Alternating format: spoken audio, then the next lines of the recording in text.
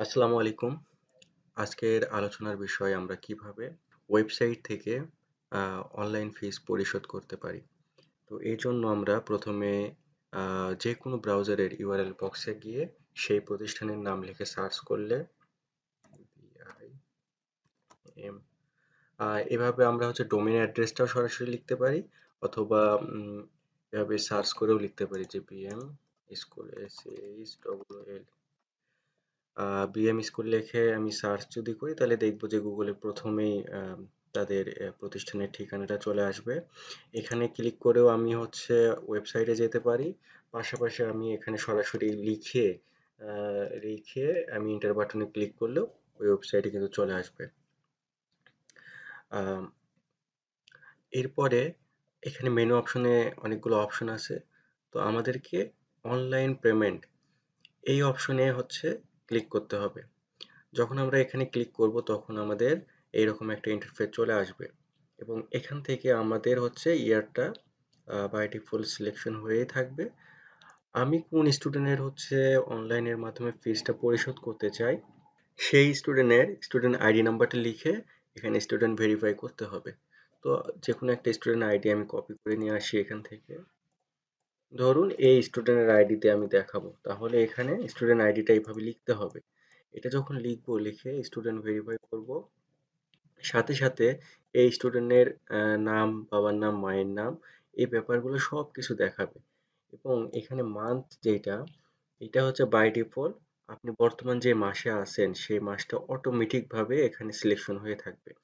আমি চাইলে এইটা যে কোনো মাস সিলেকশন করতে পারি, করে প্রসেস বাটন করলে ওই মাসটুকুই এখানে মাস পর্যন্ত দেখাবে। যেমন জানুয়ারি মাস থেকে যদি এই পর্যন্ত বকেয়া থাকে, তাহলে জানুয়ারি থেকে জুন পর্যন্ত যা বকেয়া আছে সব ধরে যা হবে সেগুলোই এখানে আসবে। তো আমি নভেম্বর মাসে দিচ্ছি, দিয়ে আমি প্রসেস বাটনে ক্লিক করলে দেখতে পারবো যে এই স্টুডেন্টের বকেয়া আছে এই এই টাকাগুলো বকেয়া আছে। তাহলে আমি সব ক্যাটাগরিগুলো কিন্তু এখান থেকে দেখে নিতে পারতেছি। এখন আমার সব মিলে কত টাকা হয়েছে সেটা এখানে কিন্তু আমি দেখতে পাচ্ছি এবং এইটা টোটাল কত টাকা হবে সেই ব্যাপার-স্যাপারগুলো এখানে সব আমি এখান থেকে দেখে নিতে পারতেছি। এখন আমি টার্ম অ্যান্ড কন্ডিশন যেটা আছে এইটা এখানে টিক মার্ক দিলাম। এরপর পেমেন্ট করুন এই অপশনে আমি যদি ক্লিক করি তাহলে অটোমেটিকভাবে আমাকে যে পেমেন্ট মেথড কনফিগারেশন করা থাকবে সেই সেই ডিটেইলসগুলো এখানে দেখা যাবে। যেমন এখানে বিএম মডেল স্কুল অ্যান্ড কলেজের এসএসএল ইন্টিগ্রেশন করা আছে, প্লাস ঢাকা ব্যাংকের সাথেও ইন্টিগ্রেশন করা আছে। তো ওয়েবসাইট এবং অ্যাপস এসএসএল থেকে সব পেমেন্টগুলো হবে।